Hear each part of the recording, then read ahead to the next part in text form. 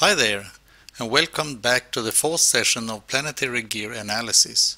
Today we'll be looking into the efficiency of the gear losses, and the torque equations.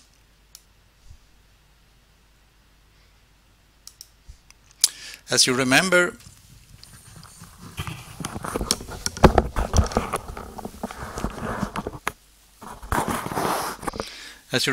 we've previously had a look at the rotational speeds, the torque equation without losses, and today we'll go through the remaining part, which includes the power losses, the torque analysis with including these losses, and also the overall efficiency of the gear.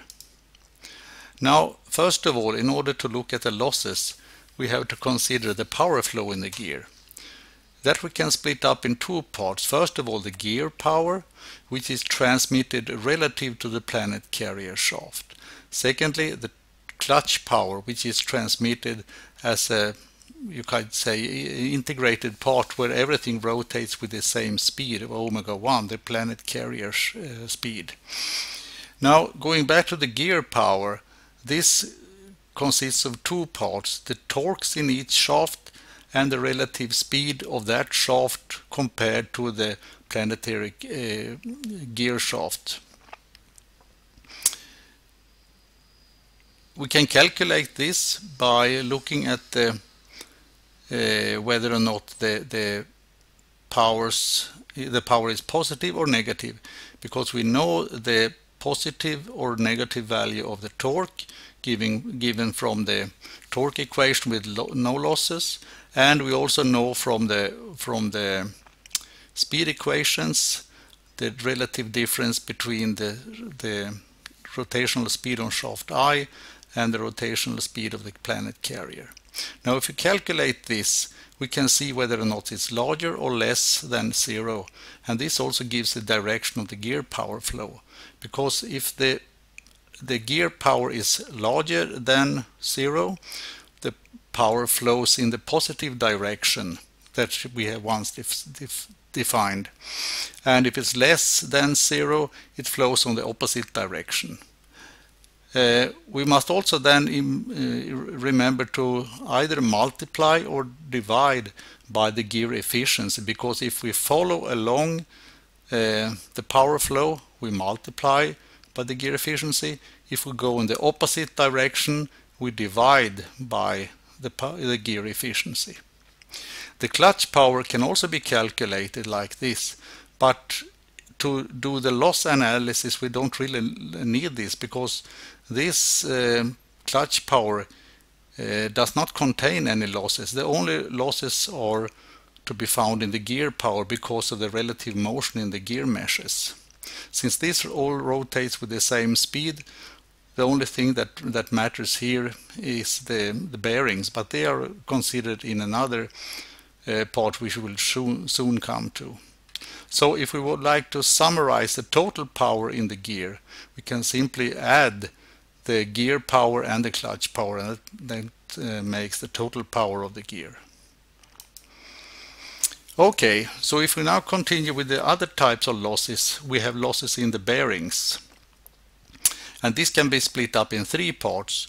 First of all, between the shafts and the gear housing, between the planet wheel and the planet wheel shaft, and between the hollow concentric shafts.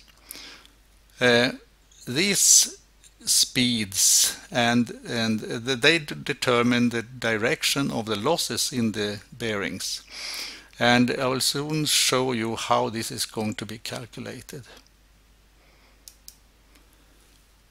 If we now look at the torque analysis with losses, we can, in the same way as we did for loss-free situation, we can have two equilibrium equations. One for the overall power in the overall torque in the gear, and one for the equilibrium of the planetary gear or planetary wheel. And also, as I pointed out, the position of the gear efficiency is very important. As we go along the power flow, we multiply by the gear efficiency. If we go against the power flow, we divide by the efficiency. Okay, let's continue with our previous example. Here we have a somewhat simplified situation where we only consider the gear losses, not the bearing losses.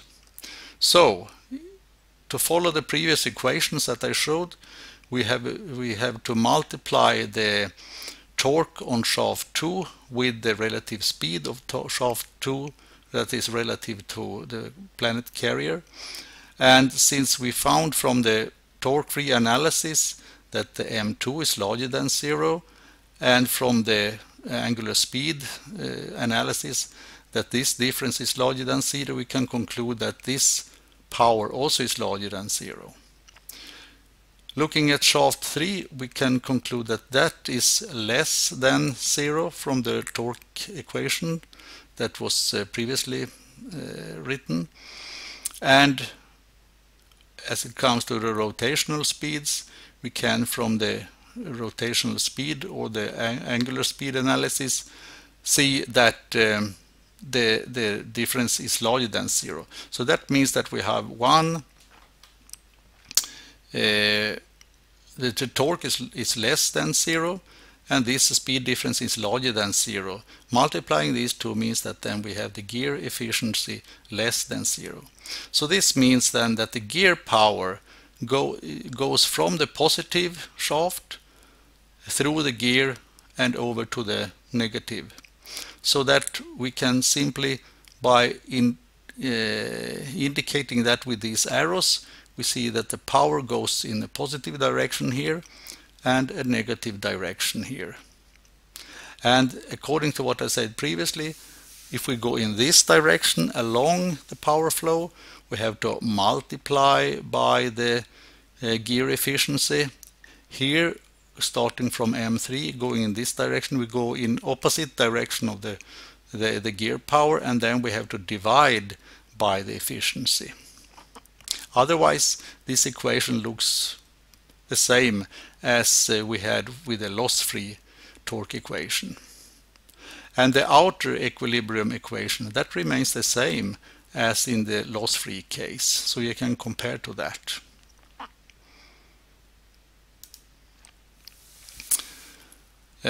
Okay, so this is what we had without gear losses. This is what we have with gear losses. And this one remains exactly the same. Now, the question comes about the losses of the bearings. Now we have to split that up. First of all, we have a loss between this shaft and the bearing housing, as well as between this shaft and the bearing housing. We also have losses here between these two shafts, shaft 1 and shaft 3, because they are rotating relative to each other, and that means that since we have a bearing in between, they will be both affected by either a positive or a negative torque. Finally, we also have the planetary wheel, which is rotating relative to the planet carrier shaft, and depending on the speed difference here, one of the parts will have a positive contribution and one will have a negative contribution from the torque losses. Okay, so that means that we have to look at the rotational speed analysis in order to solve this question. First of all, let's have a look at this bearing. If we compare the rotational speed of the planetary wheel and the planet carrier shaft, we could from the rotational speed analysis find out that this difference is less than 0. And what does this imply? Well, the torque loss in the bearing will of course affect the faster going part with a negative torque, that is the shaft, and consequently there will be a positive torque on the gear wheel. Same goes for this. If we have a look at this, between these two shafts 1 and 3, we have a bearing there, so we must compare the speeds of shafts 1 and 3. If we do so, we find that that's actually larger than 0, which means that the slower running shaft will have a positive contribution from the torque loss in the bearing, and the other shaft will be having a negative contribution. So that's also indicated by these two arrows. You can see that it's positive on shaft 1, it's negative on shaft 3. Finally, we also have to look at these two bearings, that one and that one, between shaft 2 and the housing, and between shaft 1 and the housing. And we can simply conclude that since this rotational speed of the shaft 2 is larger than 0, we will have a negative contribution from the bearing, and vice versa. The outgoing shaft 1 has a negative speed, meaning that this contribution from the bearing will be in positive direction. And so we also indicate all these losses in the figure in order to include them as we do the final torque analysis.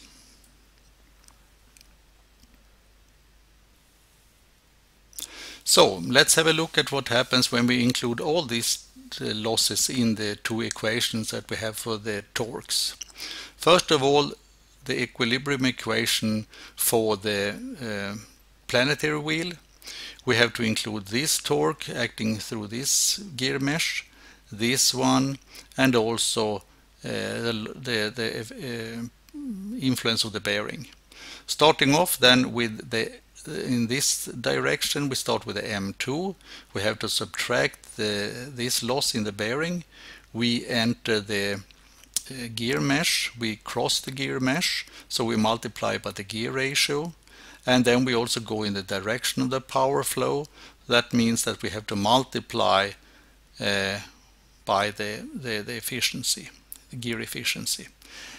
If we take shaft 3, we follow along here, we have the M3, we subtract this loss due to the bearing, we come here, we cross the gap, so we multiply by the gear ratio, but we also go in the opposite direction of the power flow, meaning that we have to divide with the efficiency. So that is the second term here.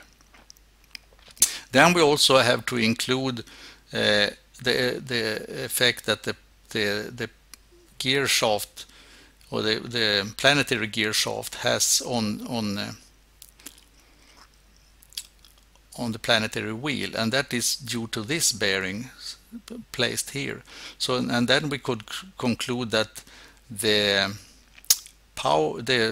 gear wheel, the planetary wheel, is affected by a positive torque here, and that we can write here, and then we have to multiply that by the number of planet wheels.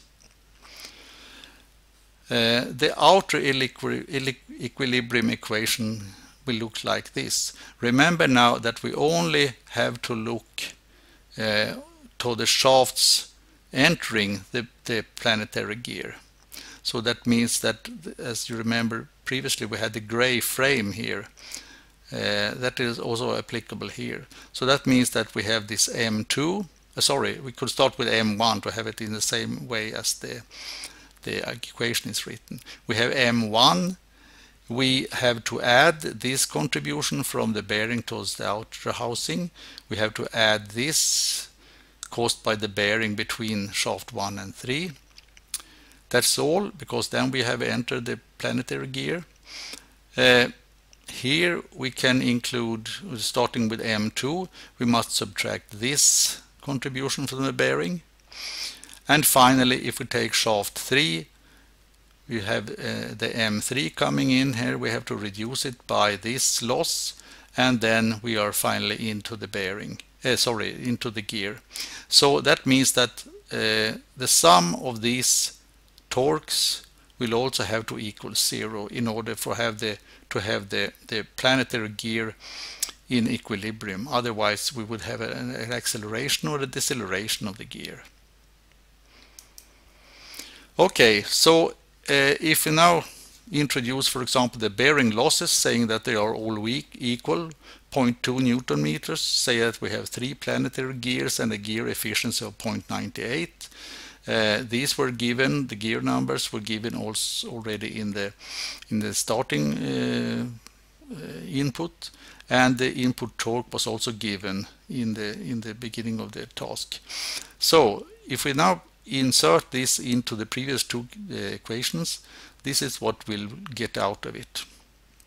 So if we then compare to the loss-free case, we can see that of course this required power on the output shaft is the same, but we have to increase the input torque with roughly 2 more Newton meters compared to this due to the losses in this gear. And on the shaft 3 we also have to increase the torque that we apply there compared to the loss-free case. Okay, let's have a final look then at the total efficiency of the gear. Now that can be calculated in two different ways. Either we look at the output power compared to the input power, or we can also look at the output torque compared to the loss-free output torque. Because as you know, the speed ratio does not have any losses. The only losses affect the torques. So that's why we can write it either this way or this way. And if we do so, in this case we will have a total efficiency of 0.91, which you then can compare with the assumption we had previously that the gear efficiency was 0.98. So that is how we go about it, and this is how we can calculate the total efficiency of the gear. But remember, we have to include all the losses in the gear meshes and also in the bearings. So that concludes part 4, the loss analysis, and that also brings us to the end of these video clip sessions. I hope you have enjoyed them, and if you want, you can of course contact me if you want to solve any question, or look at some other interesting video clips that you can find on YouTube to help you explain this even more. Thank you.